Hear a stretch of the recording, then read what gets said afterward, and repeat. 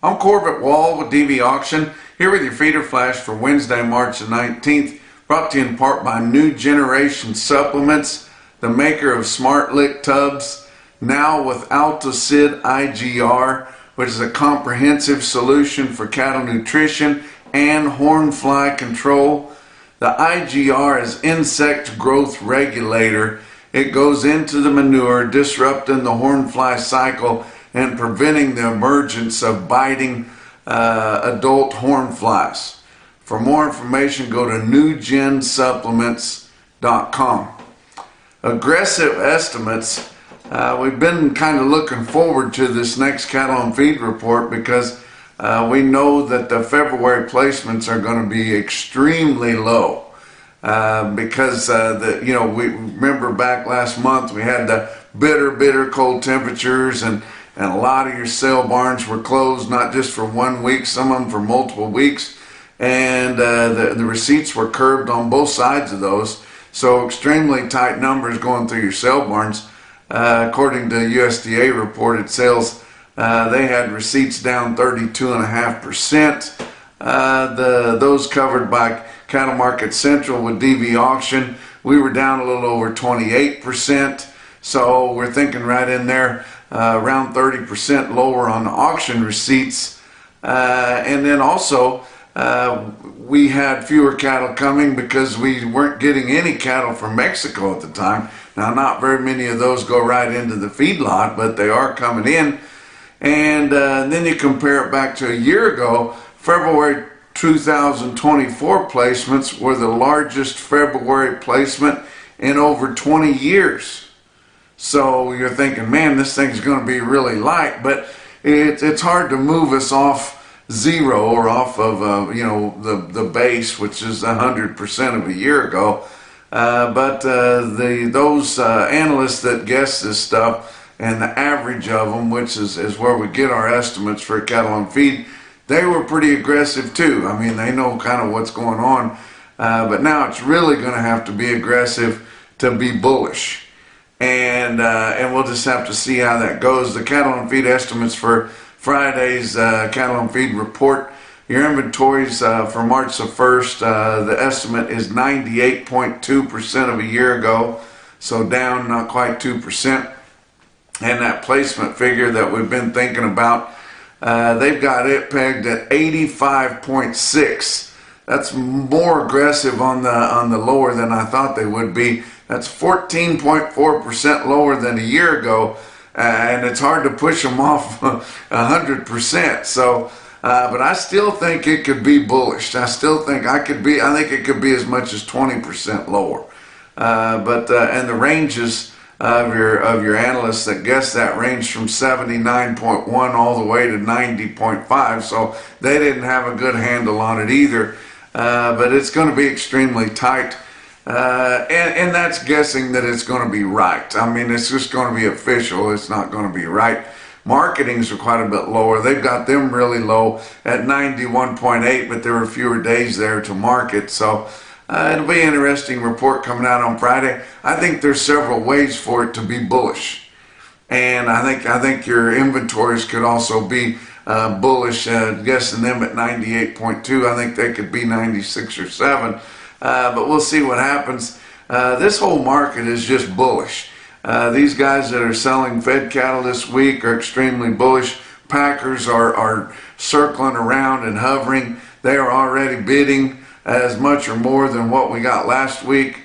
These guys are thinking that they're going to gain as much ground as they gained last week. Of course, I told you on our last visit, they always hide $2 at least of the market and basically screwing those guys that are selling based off that base price there, either through the grid or through some type of a formula.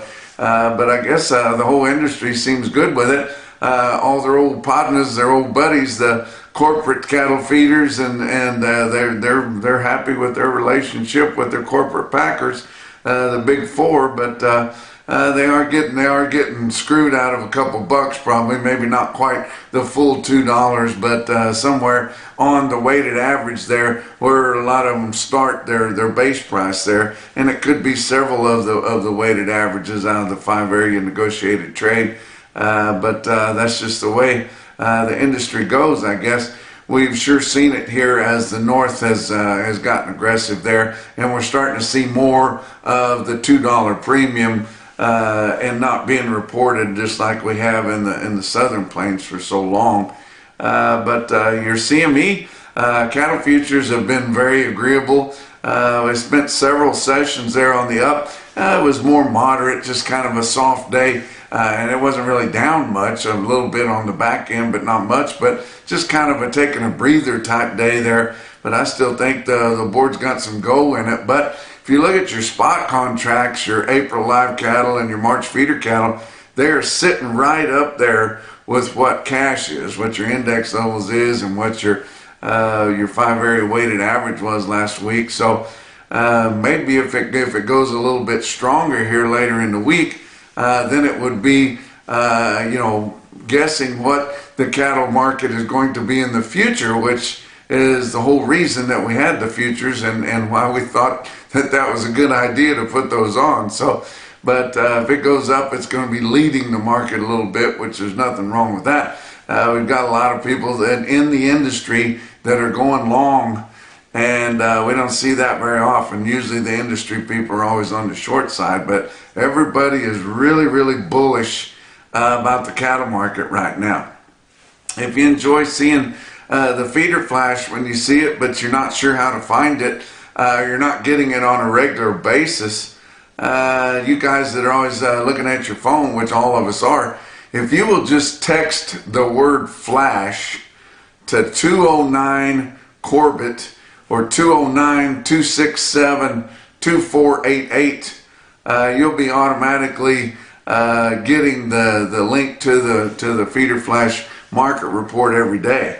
And it doesn't cost you any more than just what your text charges are, and I don't think any of us get those anymore.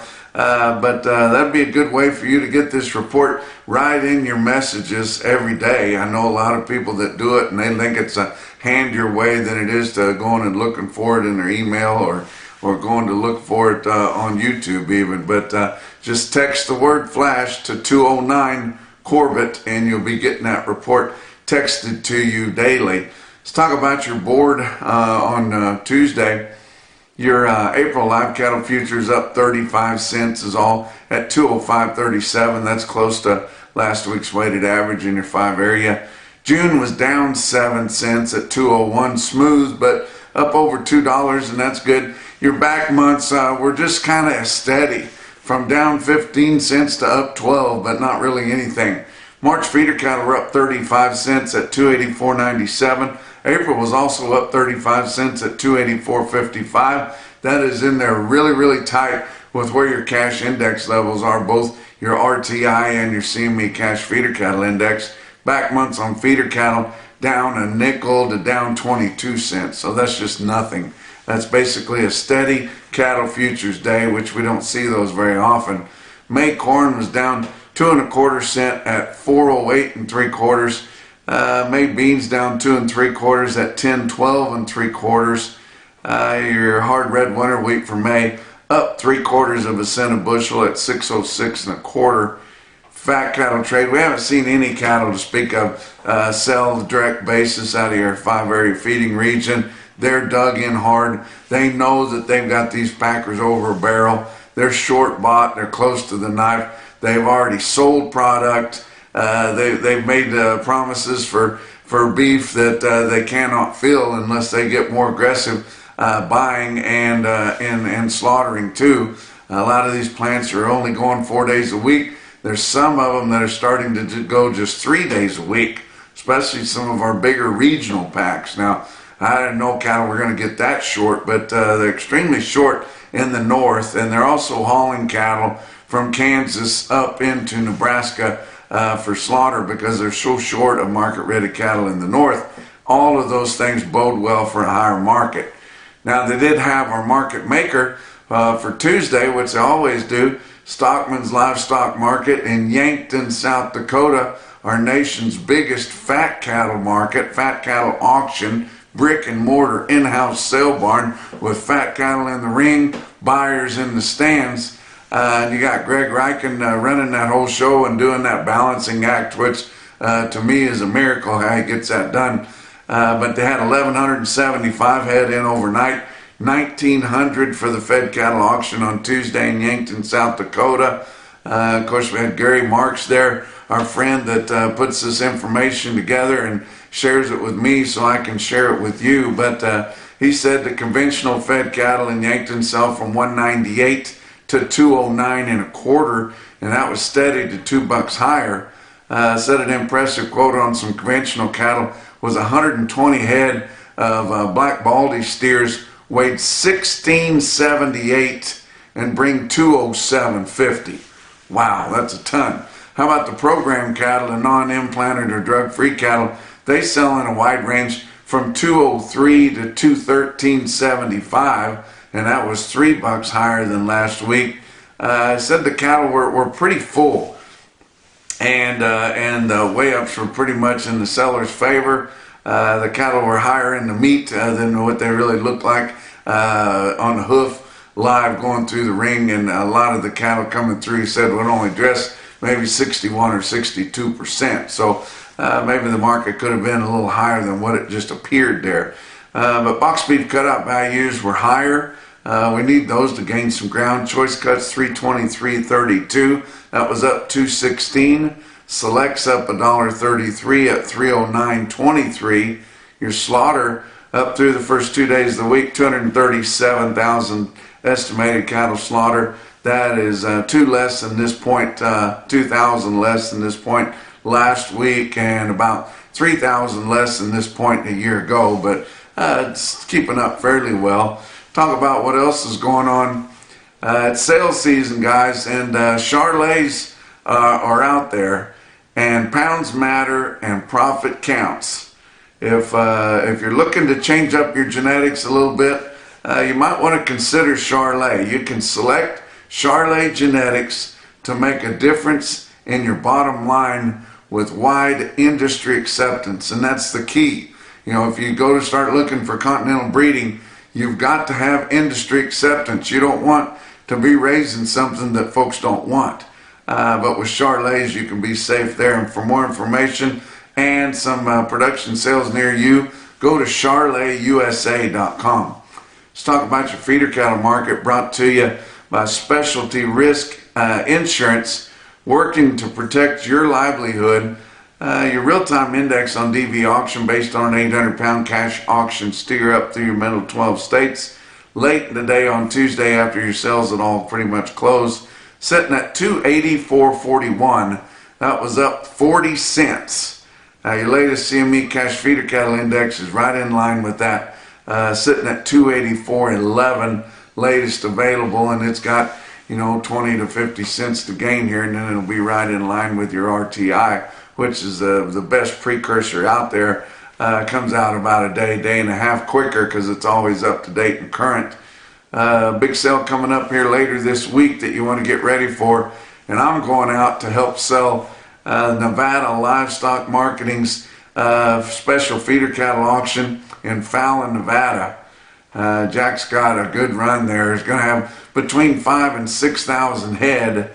If you guys are looking for grass cattle, he will have tons of them.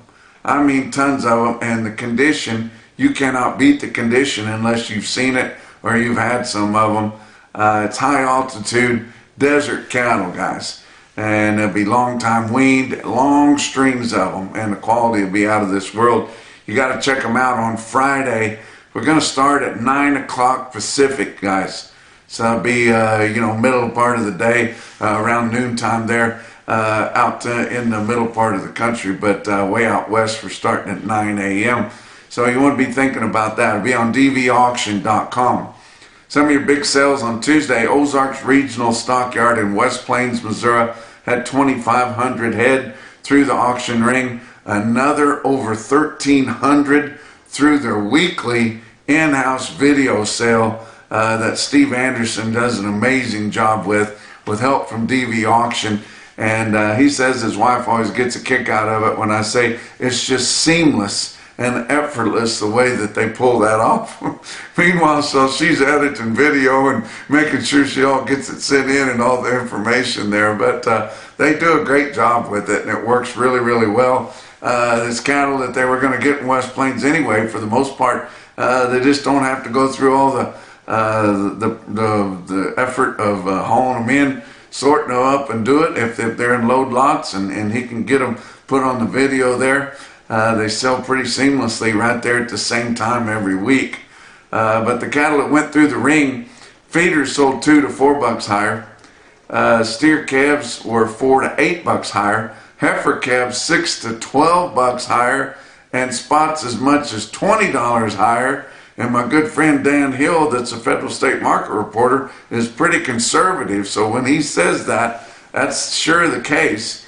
He also noted that a lot of people maybe didn't make it to the sale because they'd had a lot of storm damage around there with winds and maybe even some tornadoes. And we feel for those people that went through that. How about Beaver County Stockyards in Beaver, Oklahoma? They underestimated. They had more cattle, nearly 7,000 there that they had. And you know, when you got a good market and people trust you, they just keep bringing cattle to you and maybe don't even call. So some cattle there that they didn't know they were going to get. But market was higher. Your feeder steers, which were the best tested, they sure looked $6, $7, $8 higher to me. But the federal state market report was not out yet when I did this video. But it was your NationalBeefWire stick-out sale of the day, and you look at this automated cattle market report through Cattle Market Central, and you see the best tested weights. They were in your bigger cattle. 924 head of 7-weight steers in Beaver, Oklahoma, averaged 748 at 296.01 on your weighted average. There were 1,678 head of 8-weight steers in Beaver. They averaged 848 at 277.05. And 738 head of the 9-weight steers averaged 947 at 262.06. Look at some heifers. 373 head of the 6-weight heifers averaged 662 with a weighted average price of 302.09. 1,166 head of 7-weights averaged 747 at 269.78. And 332 head of 8-weight heifers averaged 858 at 251.30. Some individual quotes from all around. How about Miles City Livestock Commission in Miles City, Montana? They sell 63 steer calves, peewees, weighed 426 at 472. That's $2,011 for a little peewee calf. Might run right between your legs and maybe not even knock you over. It's an impressive quote. How about Bluegrass Stockyards in Lexington, the main location there? They sell 71 steers through the ring in Lexington, Kentucky. They weighed 712 pounds and bring 329. My good buddy Jay Romine, that auctioneers there, he gave me the heads up on those, and I said, do you know where they're going to be turned out? And he said, no. And he said they were in good condition and nice cattle there, and just really topped the market, and topped the market for just about anywhere. Also, I want to say congratulations to Jay Romine for winning that Border Wars auctioneer contest they had in Bowling Green, Missouri just over the weekend there. But the most impressive quote that I saw anywhere on Tuesday, your Macrocin No BS top quote for the day, was actually several quotes come out of Unionville Livestock Market in Unionville, Missouri. They advertised with us here, and I talked quite a bit about him. Kurt Sporleader and his wife and the gang. They sell 3 loads of the Rockin' R, or Smokin' R is what I hear they call them now. Those 3 loads, they were really uneven. The loads weighed from 865 to 885. 3 loads of them weigh, and they bring from 286 to 288.60, weighing nearly 9, boys. But the Landrum steers there outdid them there. They were just a pinch lighter. 61 of those weighed 862 and bring 293.50. And that's your feeder flash for Wednesday.